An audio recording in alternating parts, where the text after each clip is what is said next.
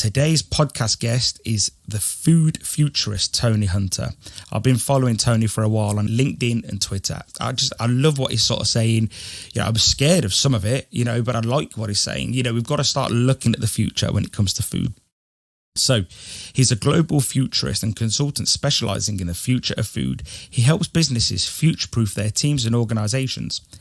He is a passionate believer of agri-food tech, offers a massive opportunity to solve the problems of sustainability and feeding the growing global population. Tony travels the world using his unique combination of scientific qualifications and 30 years of business experience to convey to businesses and event audiences how new technologies will influence the food industry. This combination of skills and knowledge gives him the unique viewpoint of the future of food. Tony works with companies closely to create and implement the future-based plan so they can make the best possible decisions to maximise their short, medium and long-term profit.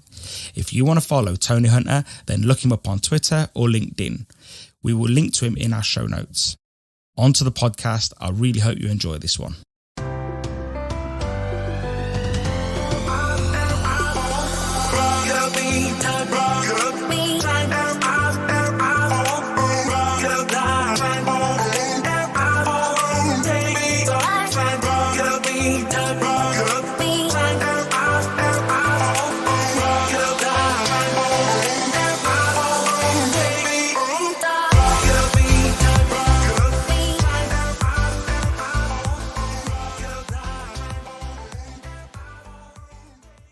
Tony, welcome to the Ceres Podcast.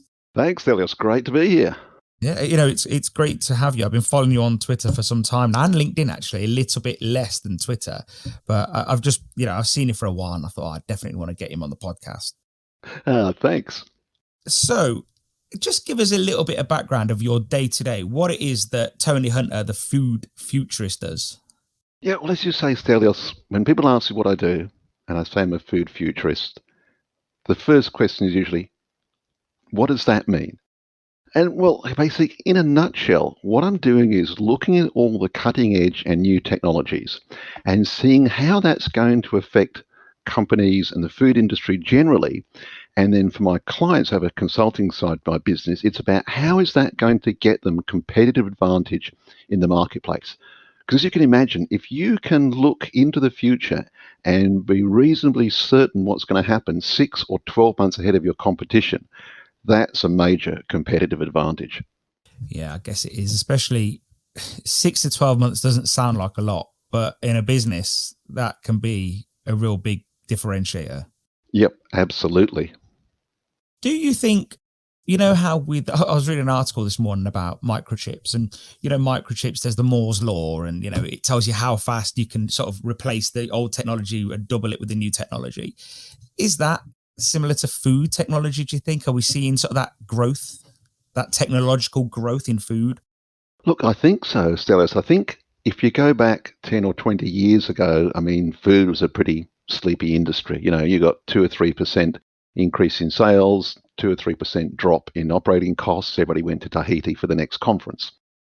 Whereas now we're seeing a whole different ball game. Really, my belief is food is now technology. And as you say, if you look at technology, technology grows exponentially. So the phrase I have is food is techsponential, exponential technology. And I think the best example of that has been COVID. And COVID's shown us that it's very dangerous to live linearly in an exponential world. And what I mean by that is if you look at the infection rate, say for COVID, if you think there's going to be 1, 2, 3, 4, 5, when in reality it's 1, 2, 4, 8, 16, you're out by a factor of over 3, another doubling, and you're at 32 versus 6, you're out by a factor of over 5. So if you're living in a linear world and you're just saying the next 2 or 3 years are a linear extension of the last 2 or 3 years, very dangerous, particularly at the moment in the food industry. Some of the technologies are outpacing Moore's law. Wow, that's really interesting. One thing I was thinking when I was reading up on doing my research and trying to sort of get my head around certain things, it just struck me as that it's an odd thing to get into, food futurism. How does someone get into that job? Like, what sort of path did you take to get there? Well, I suppose go back to, where I started from. My background's food science and technology. I've always been interested in innovation, in new technologies, whether it be food. I mean, I build my own computers. I get a box full of parts and put them together and do the whole thing. So I've always loved technology. And go back to about 2017, the dim, dark past of 2017, you know, I started to look around and seeing some of the newsletters that we all get in our industry, newsletters, Food Navigator, whatever we get, and started to see these technologies coming along. The plant-based was a little bit ahead, and then I came across cell-based technology, which is where you actually grow meat. You take a small biopsy from an animal, and you actually grow meat in huge stainless steel fermenters. And I went like, wow, okay, things are changing. This technology, which basically comes out of the medical field, is coming into food. And I saw at the beginning of 2018 the first conference from the Good Food Institute, who are a group that support and look at the growth of plant-based, cell-based, and fermentation-based proteins. And I went along to that in San Francisco because I'd gone serious. I better go and have a look. And wow, that really pushed me along the road. And I thought, well, okay, but who's telling companies that these things are happening? I've got the time, I'm a consultant, to do this sort of thing and see what's going on. How do companies keep up? And I asked some people that I knew in the industry, how do you keep up with all the new technologies? The most common answer was, I don't. I can't keep up. I'm so busy at the next quarter and the year's results and head down doing all these things, running the business. I don't really have time to look over the horizon. And so I had a look around and I Googled food futurist, and you can probably count them on the fingers of one hand globally, people who specialize in food. Lots of futurists who will tell you about food and flying cars and blockchain and AI and, but people who specialize, there's probably certainly less than 10 globally. I was over at the Food Matters Summit back in 2019, and their normal food futurist from the UK wasn't available. So they flew me in from Australia. They couldn't just pick up another one. So I came over and talked at the Food Matters Summit. So there's not many of you then? Nope, not that specialise in food. And I mean, that's where my, I suppose, unique point of view comes in, is with my background in food science and technology. I've been GM of 2 food companies. I've got my own consulting company. And my day usually starts with spending a couple of hours researching what's changed since I was on there yesterday morning, because if I miss a week, I'm totally screwed. Do you think the cell-based meats have come along a long way? Because I think a few years ago, what was it? I think 4 ounces was costing £250,000. How far have we come along since then? We're talking about a chicken breast for US $7.50 from that, which is still a lot, but that's exponential drop in the pricing. And the interesting thing there is the next couple of years are going to be extremely interesting, both for plant-based and cell-based. There's a lot of pilot plants coming online. So we've got pilot plants from a company called Wild Type, who are doing salmon, Blue Nalu, who are doing mahi-mahi fish. We've got Future Meat Technologies, who are doing cultivated fat cells, Mosa Meats, who are coming along with their beef, and Upside Foods with their beef as well. So there's a lot of pilot plants coming online. Now, these are only making a few hundred kilos a week, but it's the next step. And once these pilot plants are up and running and they're generating data, which is what we really need, no one really knows definitively how this is all going to work and pan out when we scale it up from a couple of thousand litres to 200,000 to 300,000 litres. So that's what's going to be really interesting. 2022 is going to be a really interesting year as all these things come online. I mean, as you probably know, we saw in Singapore back in December last year, where they approved the sale of the first cell-based product in the world in Singapore, a chicken nugget from Eat Just. And you can get on Food Panda in Singapore and they'll deliver you your cell-based nuggets. So that's where we're at. And nutritionally, is the cell-based chicken the same as normal chicken? Let's say, I don't use the word normal, but I just mean animal-raised chicken, I guess. Conventional chicken, yes. I mean, it is animal cells grown in a fermenter instead of grown in an animal. So nutritionally should be exactly the same as the conventional product. I think because for me, like, that's one of the issues that I find sort of like the plant-based meats, let's say, plant-based proteins, that, they're a agglomeration of different sort of, oils and this and that and starches, and you're just not going to get the same nutritional profile, no way near. They're going to be high carb, high in processed oils. Whereas if the cell-based product is, like you say, the same, then you've got rid of the thing that maybe most people feel most sort of offended about, which is killing an animal, I guess. Yep. And I think, look, with the plant-based, because food is now technology, what we used to have in the old days, if you made a product, your big FMCG company, and it goes on the market and it sells, the mantra was no one change the formula. Anyone who changes the formula on that product gets fired. Now we have Beyond Meats last month, version 3.0. So they're hearing things from the consumers, like you're saying, Stelios, where, okay, there's too much of this in it. There's methyl cellulose, which we don't want in this and that.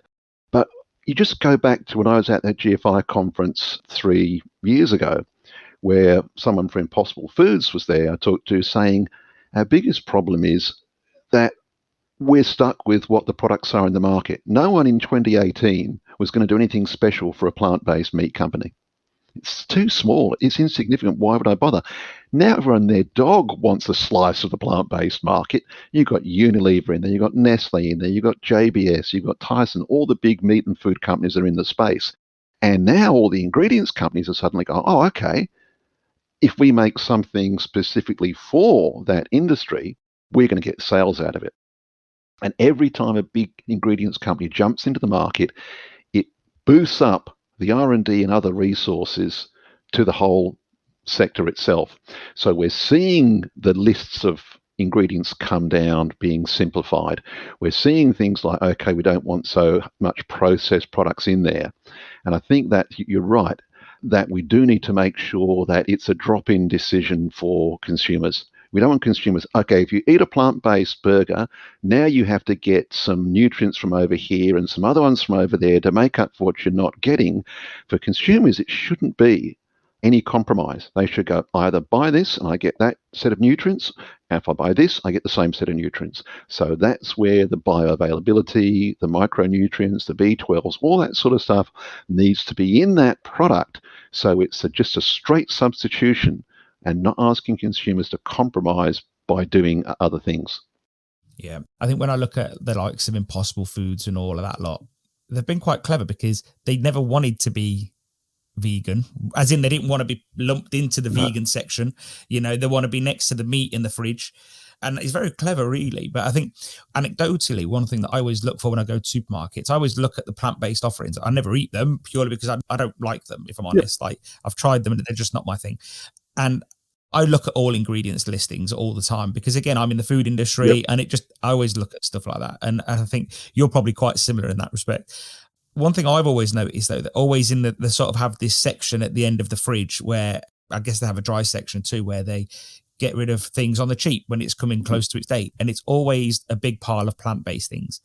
And I do wonder if there is a bit of a hidden bubble somewhere that they've got all the sales, but actually it's not translating to sales at the bottom end. And I know it's only anecdotal, but I visit a lot of supermarkets and I always see plant-based things reduced. And I do wonder if, yes, Impossible Foods sold it to someone like Tesco, which is a big supermarket over here, or the Co-op and so on.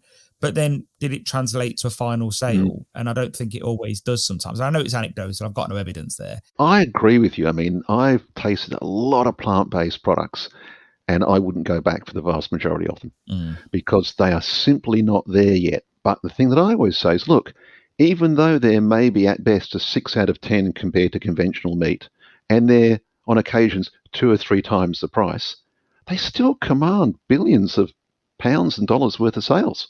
So imagine when they are a 10 out of 10 against a conventional product.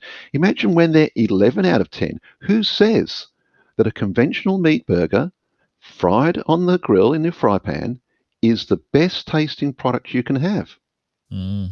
Who's to say that in 2 to 3 years' time, I'm saying 2025 is taste parity, and after that, it's 11 out of 10 versus meat, because they'll find out what people really love about their conventional hamburger, and they'll put more of it in plant-based, or they'll complement it with something else.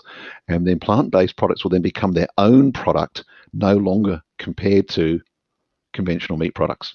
Do you think, in your mind, do you think cell-based makes veganism or plant-based redundant?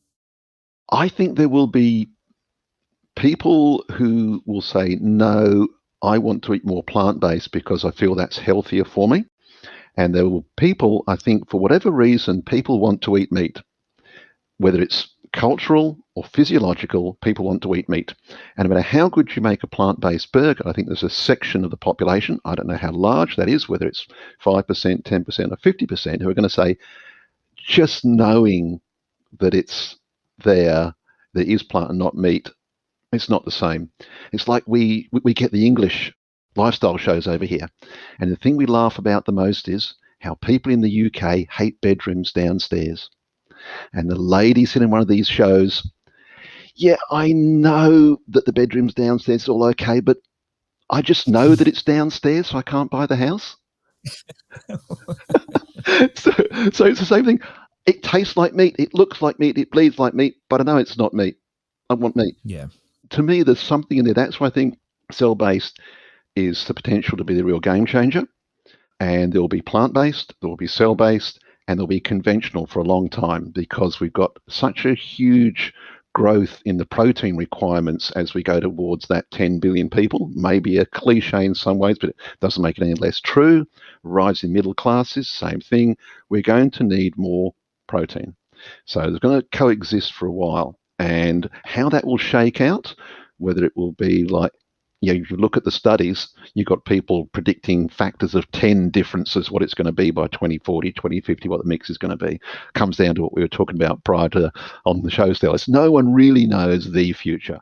All we know is there's these three things at the moment in the mix. We've got plant-based, cell-based, and conventional, and that's what we usually look at. But I'll tell you the big one to watch, mycoprotein, which is the protein made from fungi. Mycoprotein, and corn is the best example. The technology's been around for decades, but there's a whole new range of companies like Enough out of Glasgow who are supplying Unilever mycoprotein for their vegetarian butcher lines. You've got a company called Better Meat Co. in the US, their riser product, which is for adding to meat products to get the extension and the flavor and so on to those products. Mycoprotein is the one that I'm seeing that is the sleeper that's really coming out. I think there's a Meteor, a company, they're planning to produce millions of kilos of product by 2022. And you can grow a cow in a few days in mycoprotein terms. Wow. Here we are. I'll just grow you a cow. Come back in a few days. I've got a cow-shaped lump of mycoprotein for you. Very good amino acid profile, very bioavailable, not a hard sell to people. Mycoprotein, fungi, like mushrooms, is not a hard sell compared to a whole new technology like cell-based. That's really got to be transparent and got to be sold to the consumer, the advantages and everything else. So my tip is mycoprotein's the one we're going to see make huge strides in the next few years. And what do you call a product that's got plant protein and mycoprotein? Is it still plant-based if plant-based is 51%? Yeah, I guess. Myco burgers? Yeah. Doesn't sound so strange, though, to be fair. And I guess the image in my mind is just a mushroom. I know it's not technically, because it's the mycoprotein is technically what's under, isn't it? It's the mycelium, That's isn't it? right. So, yeah. But it's not a hard sell, is it? No, it's not a hard sell. I'd rather have that than insect protein any day of the week. Yep. Like there's certain things that you shouldn't test. Insect protein just doesn't. Well, I tell you, I went up, spoke at a conference in Thailand, and I tried the hot and spicy crickets and the sesame seed silkworms. I tell you what, they weren't bad. Slightly nutty flavour. If you can get over what they look like, it's just like a crunchy snack. I can't get over what they look like. Yeah, but you see, I can't eat blue cheese either. I can't get it close off my mouth. The smell, I can't eat blue cheese. I'd rather eat an insect. Yeah. I would eat a whole packet of deep-fried crickets before I'd eat blue cheese. But you're talking to a guy that is irrational when it comes to things like this. Like, in the middle of the night, if there was a moth in my bedroom, I would jump on the bed with a towel to kill it whilst my wife is trying to sleep. Like I that is just me all over. So it's like, yeah, I'm just irrational about things like that. Yeah. But again, do you think I'm a product of an overly fussy person that lives in the West and who's had no starvation, nothing to worry about? Like, I can go to a supermarket, pick up some pork belly. I can go and pick up some, chicken breast or chicken thigh. Am I a product of that generation that doesn't have food issues? Well, I think we're all a product of our culture. There are 2 billion people in the world that regulate insects. 2 billion. So wow. If you add up most of Europe, US, Australia, UK, we're probably in the minority that don't eat insects of some way, shape or form. You go to markets in Thailand, there's a whole raft of fried tarantulas, fried this, fried that. People snack on and crunch them. So, it's a cultural thing, I think, more than anything else. Yeah. The other interesting one is, of course, we call them, is it shrimp in the UK and with prawns down under? Prawn. It's a prawn. Prawn here. Prawn there. So just think about it. Think what a prawn looks like. It is a bizarre looking creature. Those big black eyes, the long antenna. And how do we eat them? First of all, we break their body off and throw it away. Then we pull their skeleton and legs off the outside and their tail. Sometimes we pull their intestines out, sometimes we don't, and we dip them in sauce and eat them. You're really trying to put me off prawns, aren't you? I love prawns. The thing is, prawns and insects have a common ancestor. We're eating an insect from the sea. Culturally, we see no problem with it, right? Go back 30 years ago, who would eat sushi? You're going to eat what? Raw fish? Go back to the 90s. Now, you tell someone you're going to eat sushi, so what? It's not even worth mentioning, is it? No. What'd you have for lunch? Oh, sushi. Was it nice? Yeah, okay. So they're not quite the same, but it just shows how culturally you can come to accept things which were considered really weird and strange, only a decade or so ago. So it'll be interesting to see where that comes up. But the thing is, I think probably in the UK, same thing in Australia, first thing you see an insect is reach for the insect spray it and kill it. You don't think of picking it up and having a snack. No, it's fairly true. I think the only difference is, I guess, and this is how I probably reconcile it, is one is in the sea and it's fresh water or seawater, and the other one is under a cupboard somewhere. So it's like, but, very true. But no, I think you're right. I think you are right. I think we do have the benefit in the Western countries, or as they say, in the first world countries, of being snobbish about food, whatever we say. Like, and I think we can't truly understand what other cultures do. Look at what China does with food. Everyone turns their nose up at it, but they've got a huge population base, and I guess they've got to do things in a very different way, haven't they? As you're saying, culturally, quite different approach to food. I mean, it's only in this last few decades that we've had true globalization and, of an understanding of what other countries and other cultures do. Before that, you maybe read it in a book, you certainly didn't Google it, and saw it in a magazine. National Geographic was how you learned what happened, the old paper National Geographic, what happened overseas. Yeah. You didn't have it on your supercomputer in your pocket as smartphones. You couldn't see a YouTube video of it. Maybe you got some pictures from a friend who spent thousands of pounds or dollars going to Asia and took a couple of happy snaps to show you what it was like, and that was your exposure to how other cultures ate. Yeah. Now it's entirely different. Do you think with the cell-based meats, would it make using antibiotics redundant, or do they still need some form of antibiotics? At the moment, no one is saying they're going to use antibiotics. They're saying that is one of the big upsides that the cell-based companies see, is they don't have to use antibiotics. So again, when we see this scale up, we'll be able to see the truth of that. But everyone I talk to in the cell-based companies says we are not going to use antibiotics. We're not going to need to use them. They don't use antibiotics in the big biopharma companies who are the medical equivalent to growing a cell-based meats. They use all sorts of mammalian cells. Chinese hamster ovary cells are one of the favorites for growing biologic products, which is used to treat disease. So, that's the thing. See, in my mind, and I don't know if the volumes are too big, but if there's anybody that wants this sort of thing to work, it's a company like McDonald's, isn't it?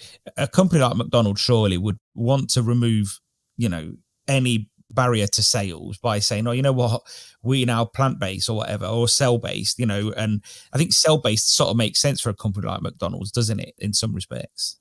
They have to be very careful of their consumers. So that's the key thing. If you have a look at plant-based as an example, it took quite a while before anyone, Burger King or McDonald's, jumped on the plant-based space. They waited to see what was happening, and I think they will wait to see what happens.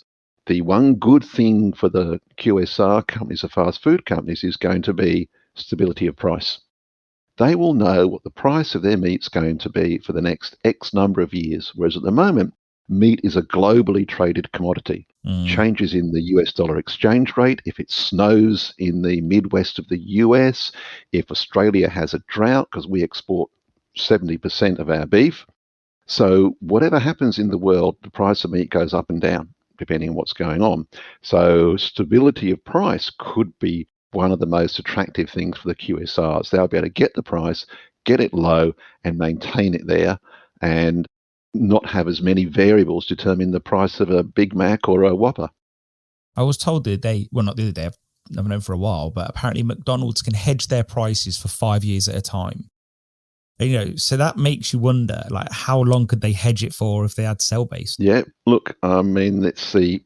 If they're managing to do that, I worked for a company that made hamburger patties for McDonald's, and 3 months was a long time in the meat game to hedge your price. Oh, really? Yeah, 3 months is a long time. As I say, it just takes a change in the exchange rate for whatever reason, or a bad year in the US for either their corn or the animals, and suddenly prices all over the place. So maybe they have found a way to do that through the futures exchanges or something like that, but it is very difficult. I'd also imagine that just because they've hedged it doesn't mean it's hedged all the way. It doesn't mean that the farmers protected themselves. They're probably the ones that are going to pay for that, essentially. Yeah, look, I mean, it's really difficult for the farmers to know what to do. And do they restock? Do they not? They've got a drought. There's a drought. They have to turn more animals off and send them off to slaughter, which means then they've got to then go into a herd rebuilding phase after that. So it's not an easy life being a cattle farmer, I think, anywhere in the world. No, I just think farming's had a real bad rap, but I do think there is something honourable about what they do to this planet, because they, if done right, obviously, if done correctly, they're rearing animals, it's that full cycle, and I know it's obviously been abused in some parts of the world, but I think for the most part, it is that full cycle. We eat the meat, it all returns back to the land and it goes back around in a circle, doesn't it? Look, I think you're right. Whatever the problem is, or the question is, farmers are the answer, because they are the people who grow the fundamental building blocks of food. Whether you want those fundamental building blocks to be plant-based, animal-based, combination, farmers are the answer. And I think our definition of a farmer may change over some time. I mean, one of the big ones I think that's got a lot of potential is also algae. And when you grow algae, it's probably not much good in the UK, but to grow algae, what you need is large amounts of land, very low rainfall, lots of sunlight, and close to the water. And I can think of lots of areas in northern Australia which fit that, and areas in the Middle East that fit that, where you don't have that, and you've got, because seawater is great, you don't want rainfall to dilute the algae, you can use seawater. So the twin tyrannies of food production are availability of arable land and fresh water. Countries that have both of those have food. Countries that don't have those, or not a lot of it, don't have much food and food security. So a lot of these new technologies don't require arable land at all, and or they don't require much in the way of fresh water. So anything of that's going to lead to more food security and sustainability for countries whose populations are growing quite rapidly over the next few decades. Yeah, I suppose that makes sense, because Greece is a very big grower of algae. Is that the right term? Growing? Would you grow algae? Yes, you can grow algae, yeah. So yeah, that makes sense, because they actually fit what you just said. They've got low rain, high heat, next to the sea. Yep. So it sort of makes sense. Yep, really. And I mean, we've got the macroalgae, which are the ones we see on the beach, the kelp and things like that, and then the microalgae, which are the very small ones, which you can use for things like protein. You can also use them to grow ingredients and other products as well. They make all sorts of interesting and wonderful ingredients can be made from algae. So they can be carriers almost. Well, they actually produce the product. If you can manipulate their biochemical pathways, and you can do that via the light wavelengths that you expose them to, you can get them to produce certain biological products like ingredients or oils for pharmaceuticals, for cosmeceuticals, and things like that. And then you can also grow them for their protein content. So you can grow them in bioreactors, photobioreactors, where you have imagine big, long glass tubes, big S shape, light on them. You can get them to produce products. And that algal bioeconomy, you can even use algal protein to make alternative protein burgers. So that's been done. You put that in with the plant-based, and it actually improves the amino acid content and the profile of the product, and leads to a different type of structure and texture to the product as well. So there's all sorts of technologies coming out now. It's weird because a few years ago, a chap that I know was telling me about, he was working on a team where they made a frying oil, so a heat stable oil, so I guess high in monounsaturates or high in saturated fat from algae. Yeah. Yep. And I just couldn't get my head around it. I just thought, well, how? Like, and now that you sort of said it, it actually sort of makes sense. And, yeah. And he said they've been trying to bring it to market, but they've not sort of done it yet. Look, there are hundreds of thousands of strains of algae in the world, literally. And we've only explored a bare handful of them and what we can do with them. So I think algae in the longer term are going to be really important contributors to food and food ingredients over the next decades. Wow. And I think we've got the ability with these new technologies to reimagine the whole food system.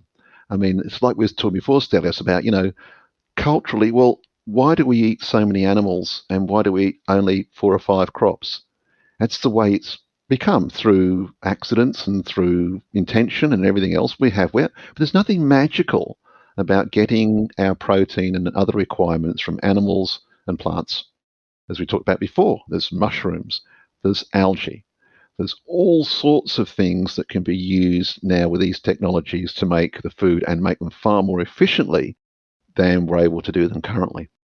I think that what's happened there is, you mentioned it last week on the phone, like, in the 50s, a chicken was grown to like 900 grams. This really shocked me. Like, I knew it was small, but I didn't realize how small. So 1957, my dad was born in 1957. Chicken was about 905 grams when it was slaughtered. And in 2005, it's around 4.2 kilos. Like, and it's almost like the farmers, the feed processors have figured out how to make a certain protein grow fast. And I say protein, but it's the animal, and then think, well, you know what? Let's do more of that. It's got cheaper and cheaper. Whereas chicken a long time ago was a treat, and now people have it once a day. It's now the cheapest, most efficient protein on the planet. Like you, my wife and I would just talk about the other day. We remember when chicken was the upmarket thing to have. You had a roast chicken, that was pretty upmarket stuff. Hey, but not anymore. It's now the cheapest, most efficient protein on the planet. And a lot of genetics has gone into that. A lot of breeding has gone into that as well to make that happen. I mean, we slaughter around about 66 billion chickens a year. Wow. So, mentally. Yeah, it's like 9 times the human population of the planet. As they say, if the aliens come in 1 million years' time and look at the fossils, the chicken will be the one they find the most of. That'll be the fossil for the Anthropocene, will be chickens. I just find that 360% growth in weight, it's mental.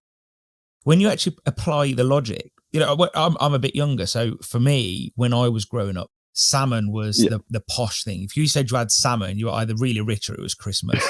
And again, now salmon has become, overgrown or whatever. People, farmed salmon, I've seen some terrible stories about it, but it's become abundant. It's become just everyone can have it. Yep, you can just walk into the supermarket if you want some Atlantic salmon. Same down here in Australia. You can get salmon every day of the week. You can buy frozen imported Norwegian salmon, or you can get the fresh Atlantic salmon from Tasmania. So, as you say, it's very highly abundant now compared to what it was. So after you told me that about chicken, I had to look at other ingredients. I just had to. Like, I couldn't help myself. And so I know it goes back a long time ago, but in 1270, so year 1270, there was the first recording. The yield of wheat per field was 0.5 ton per, it said hectare, but I calculated it back to acres. So 2.5 acres, 0.5 ton per 2.5 acres. And in 2008, it was 8.5 ton Yep. per 2.5. And you just think the human race has really pushed forward there, haven't they? Oh, absolutely. I mean, the green revolution of the 60s saved basically 1 billion people from starving. Now, it's not to say it was perfect. Part of that, with the huge amounts of synthetic fertilizers we use, has caused dead zones in the oceans, runoffs, nitrogen, all sorts of problems. But it did avert 1 billion people starving. And it's what's enabled us to get those huge yields. But that's an interesting one too, because there's a couple of companies, Pivot Bio and Join, they have got microorganisms, a microbiome for the soil that you can spray on the soil, and it can reduce your nitrogen usage by about 80%. And that means it doesn't run off. That means it gets used by the plants, and the microorganisms in there partner with the plant to supply them with the nitrogen that they need. So there's technology again coming and saying, okay, we've got some problems with the current system. How do we make it more fit for purpose? And they're doing that way of getting the nitrogen to the plant by using a soil microbiome rather than piling nitrogen, synthetic nitrogen fertilizers on. And so therefore, I wouldn't want to be in the synthetic nitrogen fertilizer business in a decade's time. They're probably already thinking about the next thing. Yep, they sold out in 2019. They sold out within months for farmers to try it. Oh, there you go. I watched the documentary the other day, and it showed how farmers now have, AI tractors, AI drones. I think it said something like, it takes like 1/10 of the amount of farmers than it used to 100 years ago to produce 5-6 times more product as well. So do you see a lot more use of AI and computers for farming, shall I say? Yeah, look, I think you're right there, Stelios. As you say, we're seeing it. You're just everywhere you look, you hear about drones and say AI-enabled tractors. We have one over here called the Swag Bot, which will help you muster your sheep. They had one there with the farmer. He was getting into his 80s and he's having trouble. He used to call the sheep, say, come on, and the sheep would follow him and he'd take them to another field or wherever. So he got his Swag Bot, which is like, about the size of half a mini miner or something like that. And it goes in 4 wheels and they recorded his voice. After a while, it followed the Swag Bot because it was his voice over there and they just followed it. Wow. So do you think humans can carry on with these exponential gains that we've had, or is it just going to become more targeted, a less brutal approach? Every time we think we've reached the top of an exponential curve, something else comes along. It's like we were talking about before. Cell-based 5-10 years ago, they had the big cook-off on TV there in 2013, but then it pretty well, it was a bit of a novelty in a way. It disappeared. Now, in 10 years, we'll have gone, as you say, from that, €250,000 or pound burger to, it's going to cost $30. So look at the exponential drop in pricing, and we haven't reached the end of that yet. I wake up every morning thinking I must have pretty well seen most of it by now, and every morning I'm surprised to find something else. So, we may change from exponential changes in cell-based to exponential changes in other technologies. Once that becomes mature, something else will come along that's going to replace it, or another area will then undergo its own exponential growth. And we're seeing a lot of convergence of technologies. Like I was saying, you look at the cell-based, so there's a lot of medical science, pharmaceuticals, biotechnology going into that from outside the industry. So we're going to see all these new technologies. Genetics is another one, and that's affecting the food industry because people are now getting their genetics tested for their nutrition. And they're then saying, okay, based on that, I want a certain type of food that suits me. And there's a couple of technologies over there in the UK, which I've been following for a while, which I find absolutely fascinating. One is a company called DNA Nudge. And you can go into London and you can go to their shop and you can buy a kit from them about the size of a shoebox. You take it home, swab the inside of your mouth, put it into the cartridge, put the cartridge in the shoebox. 15 minutes later, it's analyzed your DNA, uploaded a code to your smartphone. You go to the supermarket, scan the food on the shelf, and it says, don't buy that cheese. This other cheese is better for you given your DNA. And another company is Vitamojo. They have some stores in London as well. You get your DNA done by DNA Fit, upload that to the app, walk into the store, punch the screen. It tells you because you're lacking a certain enzyme, you should have more of this goulash because it's got beef in it for vitamin B12. And you can select exactly what you want, a personalized meal. And within a few minutes, similar to a QSL like McDonald's or Burger King, there's your personalized meal sitting there for you. So do you think that's probably to some degree the future of food where, I might choose, for example, a keto diet. You might choose a low carbohydrate diet. Someone else may choose a high carb diet because their DNA tells them that's what they're more suited to. I think it's going to go further than that. I think the days of blanket diets like keto, paleo, even the Mediterranean diet, they're the walking dead. Because what we're finding is that our nutrition requirements are absolutely individual. So you and I can both eat a piece of chocolate, and you're lucky, your blood glucose does almost nothing. Mine goes through the roof. So you'd expect chocolate, but yours doesn't. So then we have a banana. Your blood glucose goes through the roof. Mine doesn't. You should eat chocolate, but steer clear of those bananas. They're not good for your blood glucose because we know that spiking your blood glucose is a precursor to diabetes. And it is that individual, which is why that diet your friend swears was fantastic for them. They lost 5 kilos, bulked up, and felt the best ever felt. You put on 3 kilos and didn't sleep and felt like crap. That's why, because your metabolism and your microbiome in particular is so unique to you. And this individual nature of our responses to food was done by the Weizmann Institute in Israel, one of the leaders. Day 2 is the company that does that. So what we're finding is how individual we are. Combine genetics with the microbiome, then we get a really good idea of what's good for us as individuals. Now, this technology, I'm not saying that some of this stuff is at 90% even correct. It might be 50 or 60%. But to say, therefore it's no good would be like, don't bother developing the mobile phones we have today because they were the size of a brick and lasted half an hour 30 years ago. No, again, it's technology, and the technology will get better and more predictive. Mm-hmm. And when you then converge with that AI and quantum computing, in 30 years' time, instead of the mobile phone will be so outmoded, people will laugh how we ever got by with a smartphone like that when I've got my AI-powered quantum computer embedded in a chip in my arm, which tells me exactly what my blood glucose is doing, and I listen to it and I don't eat what's bad for me because I can live without bananas. And some smart person will go, I wonder what it is in chocolate that sent Tony's blood glucose through the roof. How do I make a chocolate bar for people like Tony, because there's a whole group of them that can't eat chocolate because of their blood glucose? I'll make something that doesn't do that for them. And then they'll service that part of the market. And we'll see all these individual solutions come on for people. And once they've got confidence that, yes, this really does make a difference to my health and what I'm doing, then people adopt really individualized diets. And I'm talking here 2040, 2050. I'm not saying 2030 even. I'm saying it's going to take a long time for all these things to come together. But when all these technologies converge, it's going to change the way that we as individuals consider our food. At the moment, is does it taste good and does it fuel me up? But we're seeing with COVID and everything else, people going, yeah, but is it healthy for me? Does it support my immune system?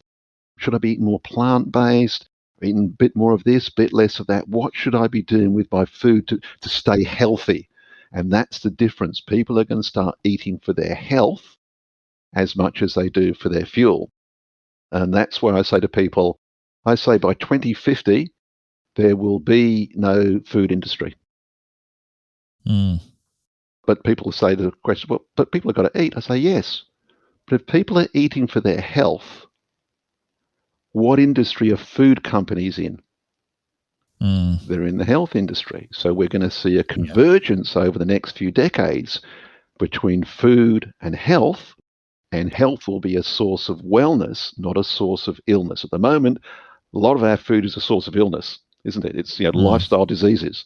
When we start seeing food as a source of wellness, what it can do for us, rather than, if you like, to us, then our attitudes to food will change.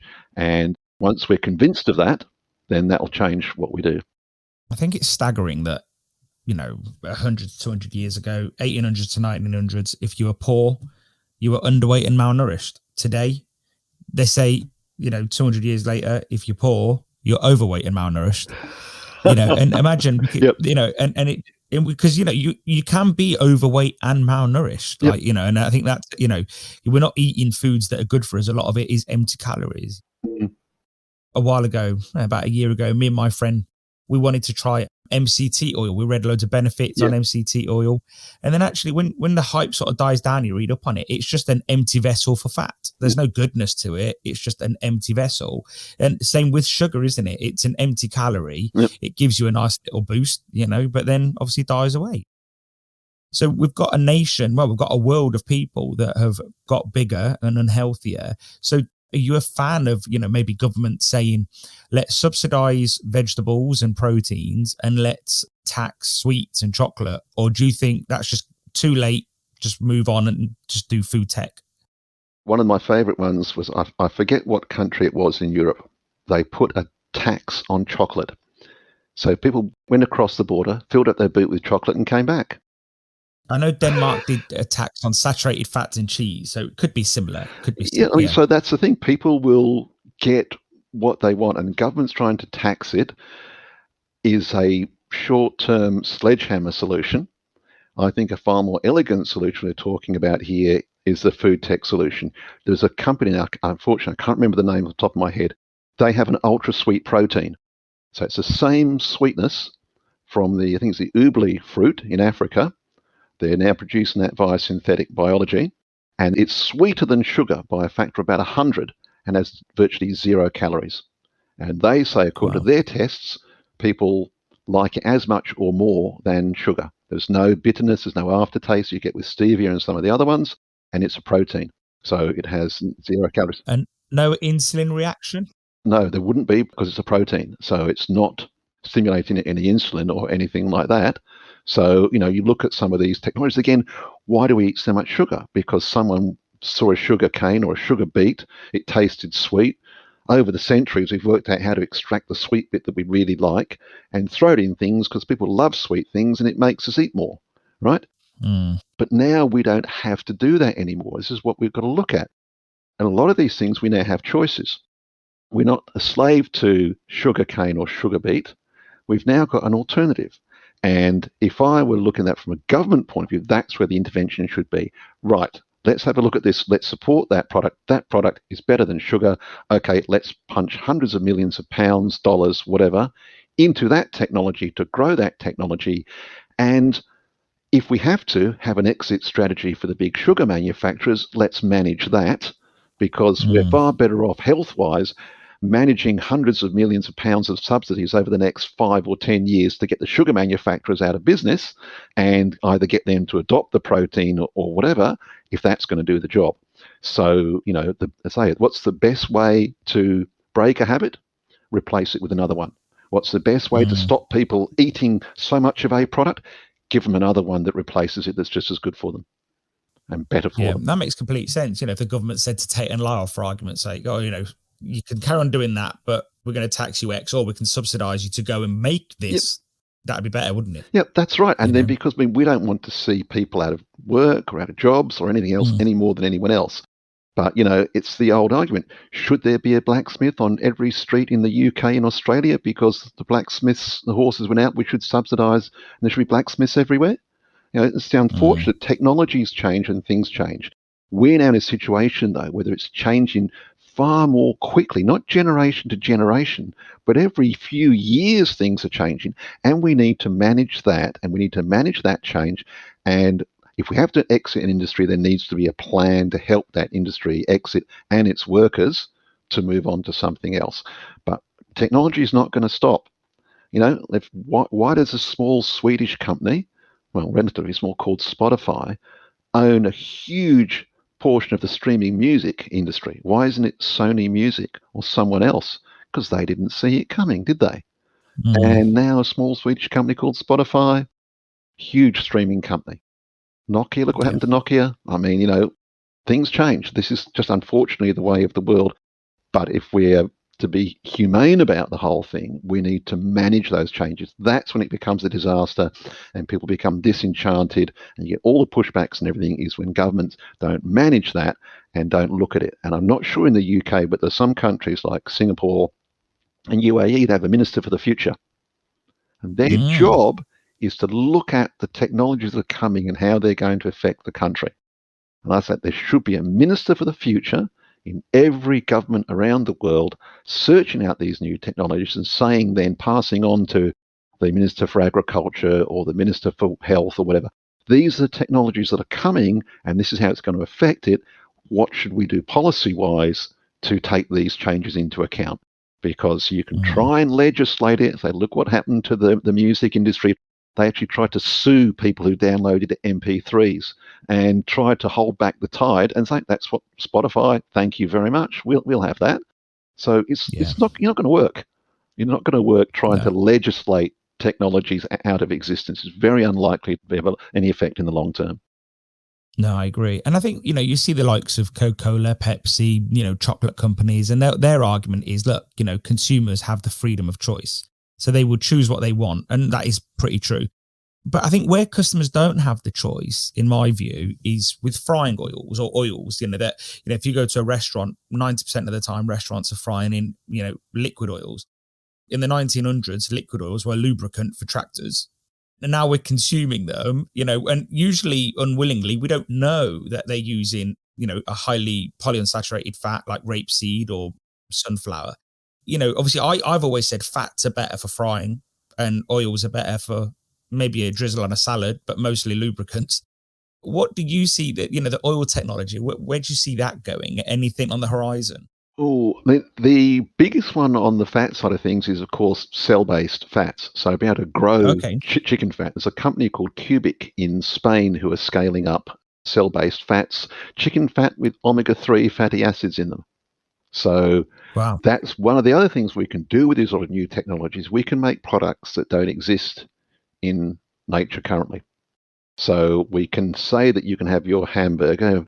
You go to the restaurant, we go to the restaurant together, Stelios, and we order our hamburger, and you want the one with low cholesterol because of your genetics or whatever, and you don't care about saturated fat because you're fine. I'm the opposite. I don't care about cholesterol, but saturated fat's my thing.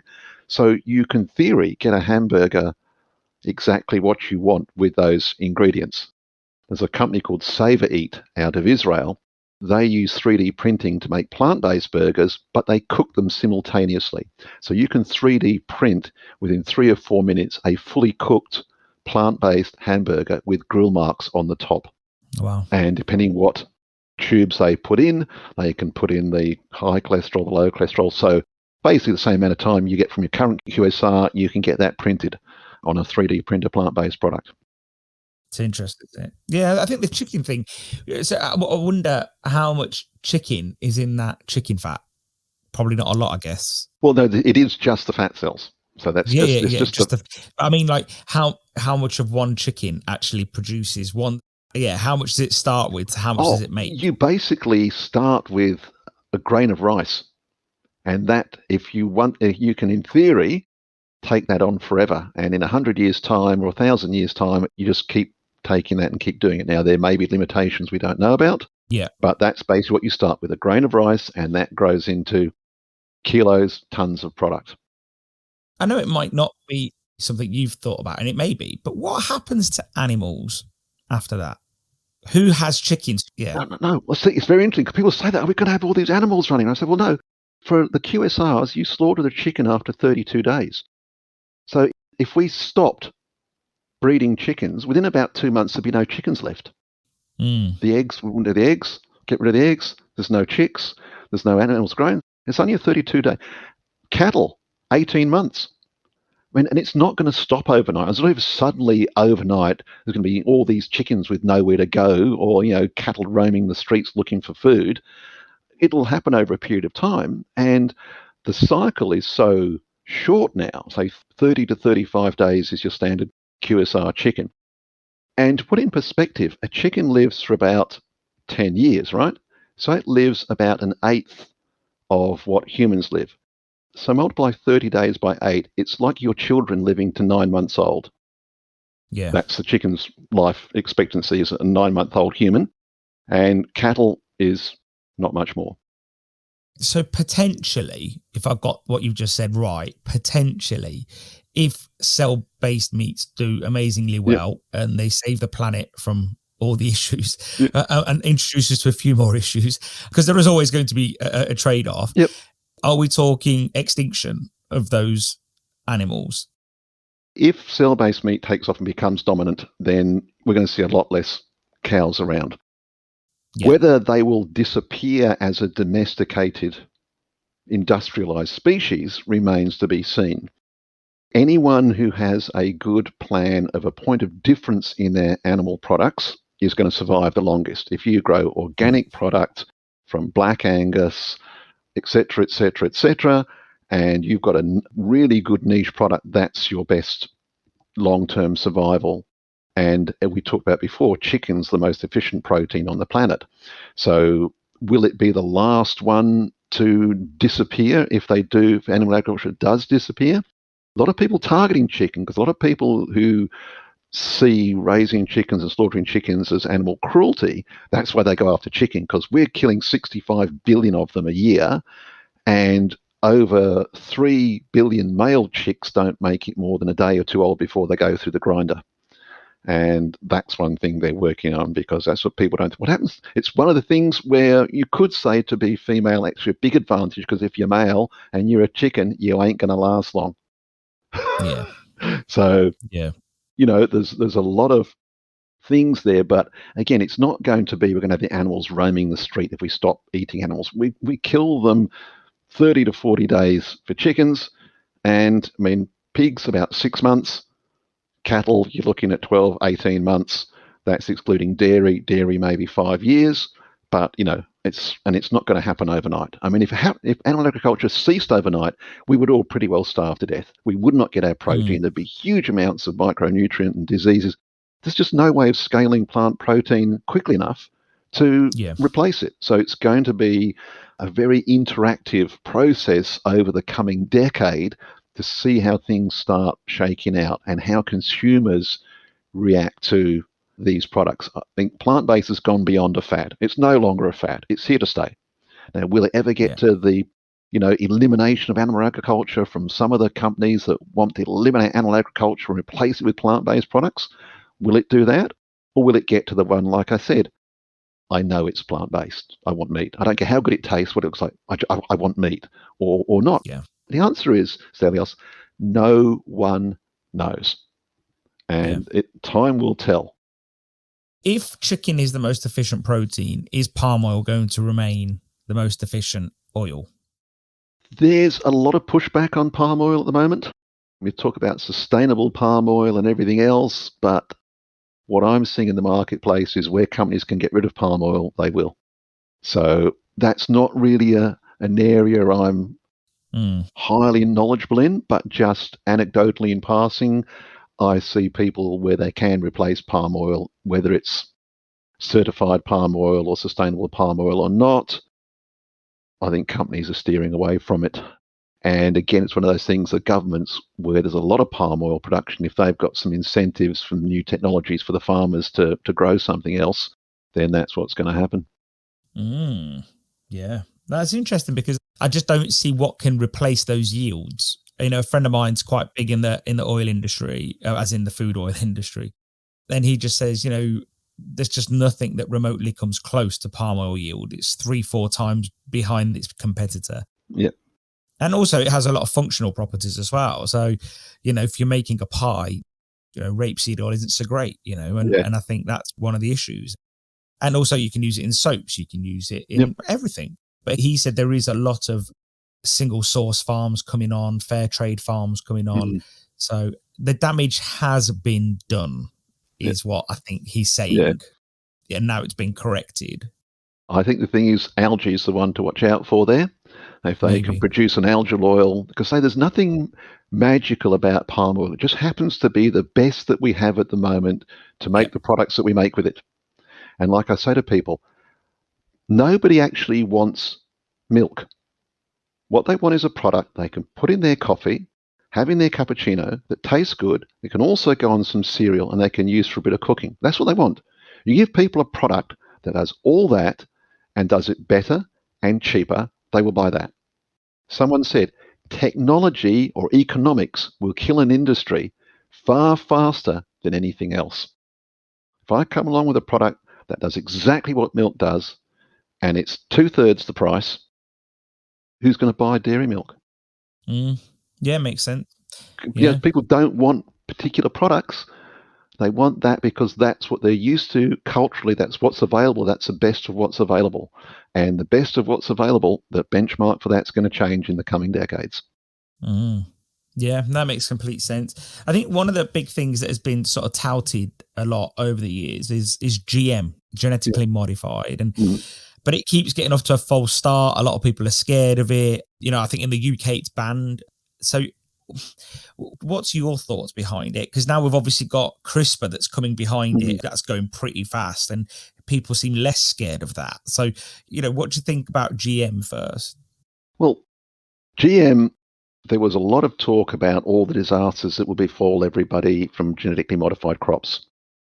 The genetically modified crops themselves, none of those concerns have come to pass.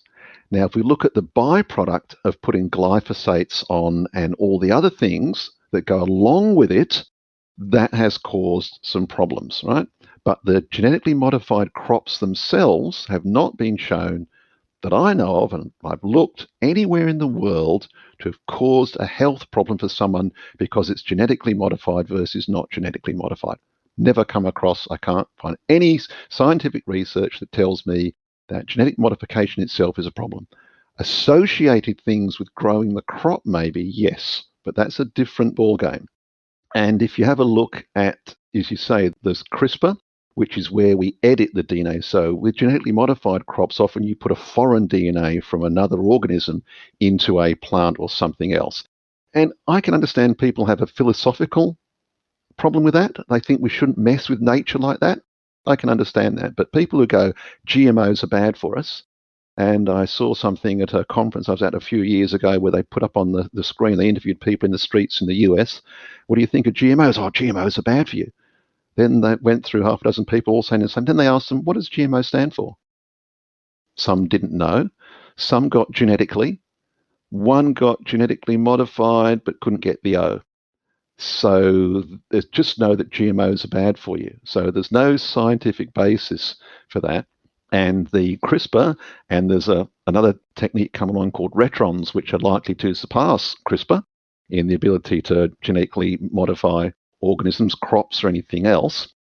And let's think about, though, people think, I think, they seem to think that how do I get a new breed of wheat? I take 1,000 or 10,000 seeds, I sow it into a field, I let it grow, I pick the best one that grows the tallest, the whatever the strongest, and I take that back and I combine that, put another one out. Well, no, there are about 2,500 crops that have been made through genetic modification already in the marketplace, but that's been done by mutagenesis. And what they do is they take the seeds, they put them in a container full of mutagenic chemicals, let it percolate for a while, sow them out and see which gives them what they want. Now, they've got no idea what other modifications have happened. They just know that it looks okay, it's bigger, it's stronger. Or the other one is you can irradiate the seeds, cause mutation, and then go out and see what happens there. So do I want someone that's gone along and said, I've modified this individual gene, and I know that's what's been modified, and I can sequence it and show that? Or do I want someone that's thrown it in a bath of mutagenic chemicals and said, yep, that looks good to me? I'm simplifying it, I know, but it's not all this, clean and simple as people think it is. They don't know what actually goes into some of the genetic modifications already in the marketplace. And you can look that up. It's the FAO and the International Atomic Energy Association on their website. Go find out. It's interesting because I think GMO, the biggest thing, that people are scared about, I think, is pesticide use. I think, especially was it Roundup? Yep, glyphosates, yep. Yeah, glyphosates, and they linked a seed that could only work with a certain glyphosate. And you think, like, I think that's probably what scared people, in my view, I think. But so in your view, GM, the fear behind it is unwarranted almost. You should still be careful, obviously, but it's unwarranted. Yeah, I can't see any scientific evidence that the GM crops themselves are a problem. And if you look around now, there are other solutions. As you say, plants are made to resist glyphosates. You can now get, like we were talking about agriculture, a laser weeding robot that will work 24/7 and with a laser will identify and kill weeds with a laser. Where can I buy one of those from? Because I could use it on my front drive. Yep, it just, so you Google it. It goes around to hundreds of acres a day. It just goes along, uses AI, pattern recognition. That's the weed with a laser, and goes on to the next one, gets that one, and just keeps going. And it just uses GPS and everything else. See, I think I sit on the fence when it comes to GM. Like, if I'm honest, I don't think it's bad. I think there's lots of benefits, and I think there's lots of cons, and I think done properly, it could be good. But I think, again, it's what happens when something becomes politicized.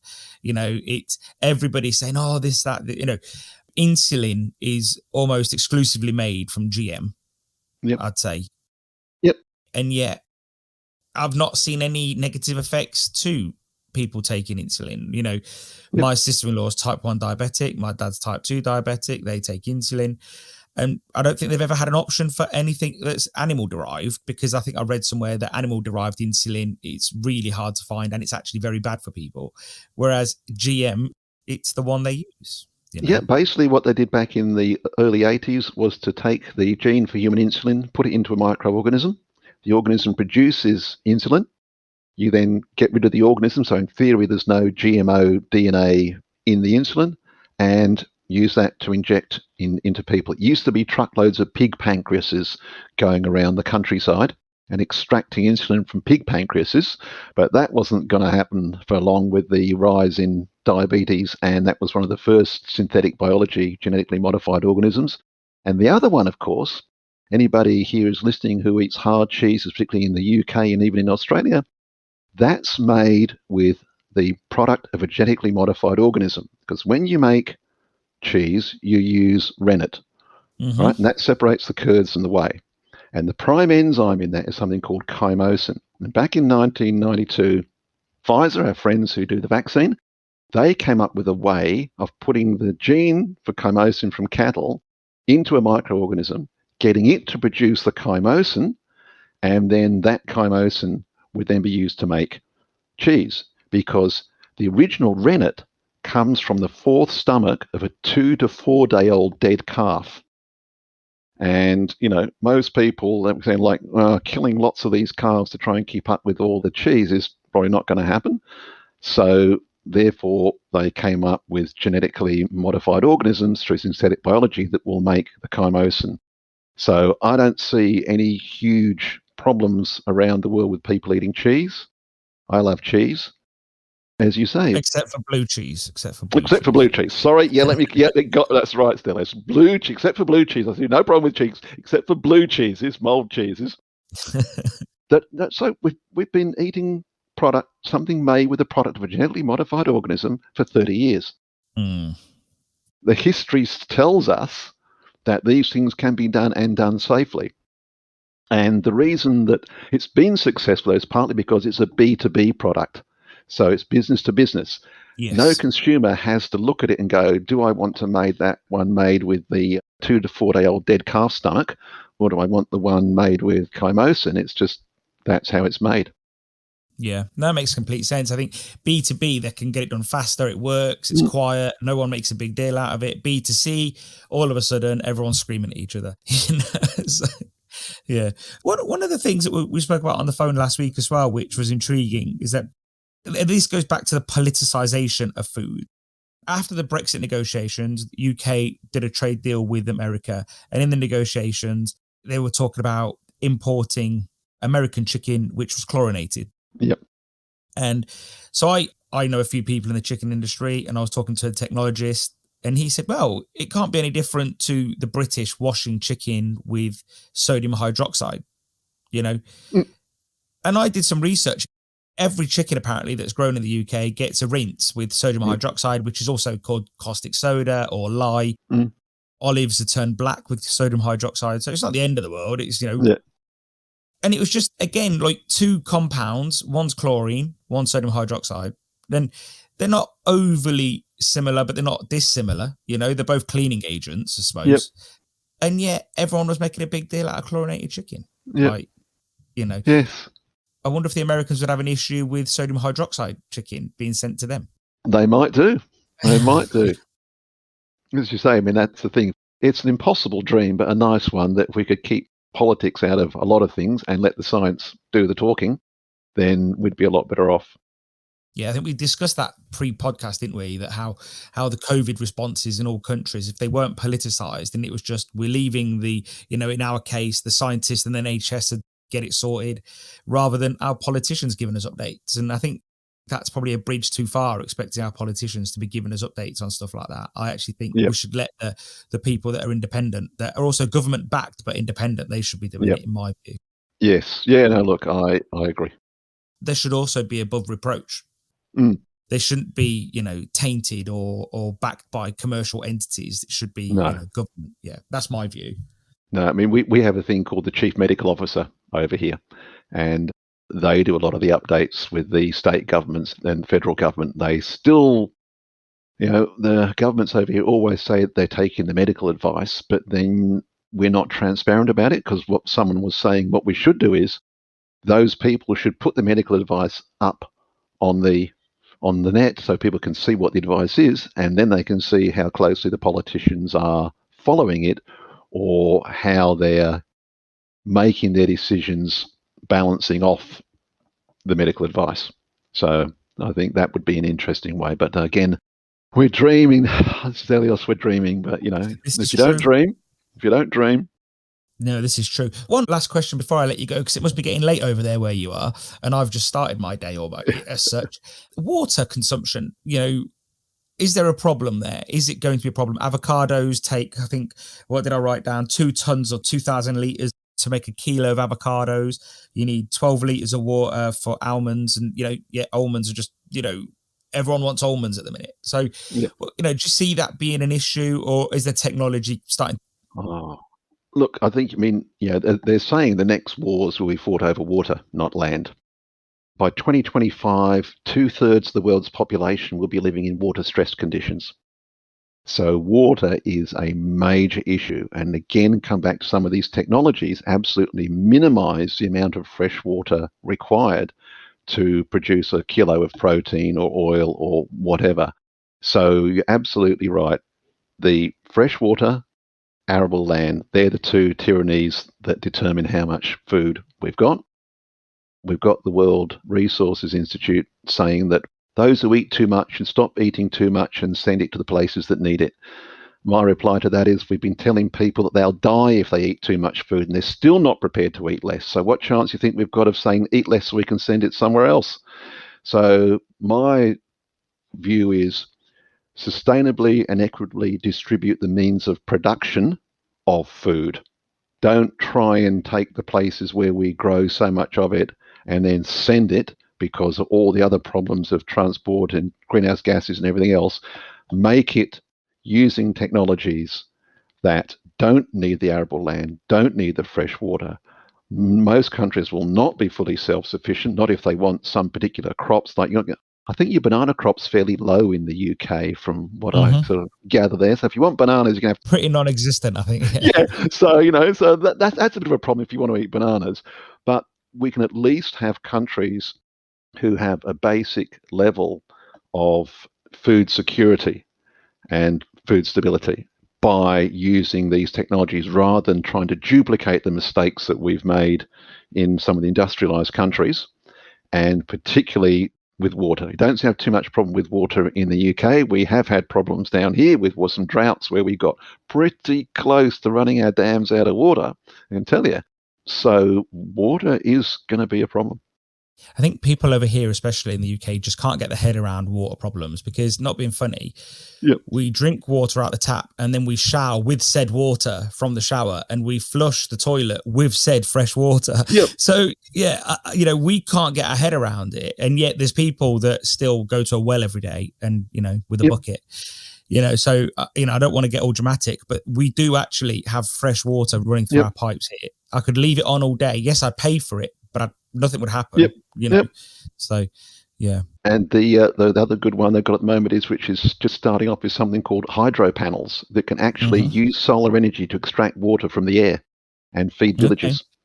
So there's other technologies coming out now. That's not going to fix the agricultural problem where you need massive amounts where most of the fresh water goes. But I think drinking water, we're getting very, very close to be able to solve that in the next 5 or 10 years. No, that's good. But it's going to be agricultural water and, as you say, using the same fresh water to flush our toilets and shower in and everything else and drink out of the tap. That's going to be a whole different ball game. But drinking water, I think there's some really good hope on the horizon for drinking water. But crops, that's a huge percentage. It's 75% or something of all the fresh water in the world is used for crops. So you need a lot of fresh water. So I take it's just too much for like desalination and UV. It's just too much for all that. Well, the costs of those at the moment are very, very high. But the thing is, if you take into account desalination, is probably not a good way of irrigating crops, but used to make cell-based meats could still be very good versus importing and everything else. So as I think there's a way of looking at a whole new food system other than what we've become accustomed to and what's traditional, if you like, and cultural in the industrialized countries. Oh, Tony, on that note, mate, I'll let you crack on for the rest of the day. Yeah. Well, thanks very much, Stelios. No, it's been really great having you on, mate. And I think people are really going to like, I found this really interesting. I love all of this conversation. I think some people will listen to it and think we're talking voodoo, but I actually think it's not going to be as far away as what people think. I think you're absolutely right, Stelios. It's closer than we all think. That's the only time I'm going to hear this year that I'm right. So I'll take it. Yeah, my wife ain't going to tell me I'm right. So that's not going to happen, is it? So, Tony, have an absolutely great evening, mate. And we'll talk soon. Thanks a lot, Stelios. You have a great day too. Bye.